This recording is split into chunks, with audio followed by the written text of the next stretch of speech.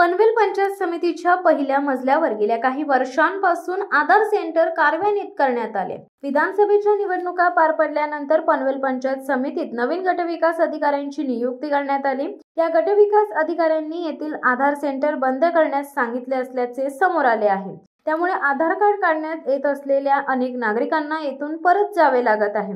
पनवेल पंचायत समितीतील उपसभापती यांच्या केबिनमध्ये आधार सेंटर सुरू करण्यात आले होते। प्रशासक असल्याने सभापती आणि उपसभापती यांच्या केबिन रिकामे आहेत। शासकीय फी घेऊन अनेकांना आधार कार्ड दुरुस्ती, नवीन आधार कार्ड पत्ता बदल करून या ठिकाणाहून मिळत होते। त्यामुळे अनेक जण या ठिकाणी आधार कार्ड काढण्यासाठी येत असतात। इतरत्र आधार कार्ड काढण्यासाठी लूटमार सुरू आहे। जास्तीचे पैसे घेतले जातात। त्यामुळे पंचायत समितीतील आधार कार्ड सेंटर सर्वांचे आधार बनले होते। मात्र गर्दीचे कारण देत गटविकास अधिकारी यांनी हे आधार सेंटर बंद करण्यास सांगितले। त्यामुळे सोमवारपासून येथील आधार कार्ड सेंटर बंद अवस्थेत आहे। यावेळी पर्यायी जागा बघू असे गटविकास अधिकारी यांच्याकडून सांगण्यात आले। मात्र पंचायत समितीच्या खाली एक खोली बंद अवस्थेत आहे। त्या खोलीमध्ये देखील आधार कार्ड सेंटर सुरू होऊ शकते।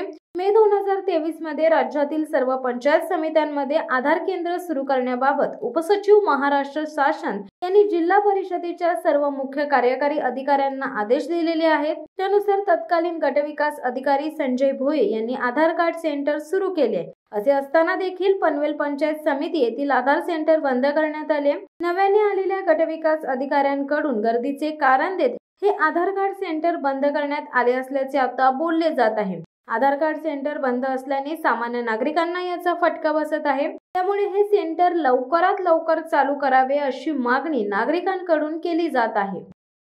शिवसत्ता टाइम्स न्यूज ब्युरो, पनवेल।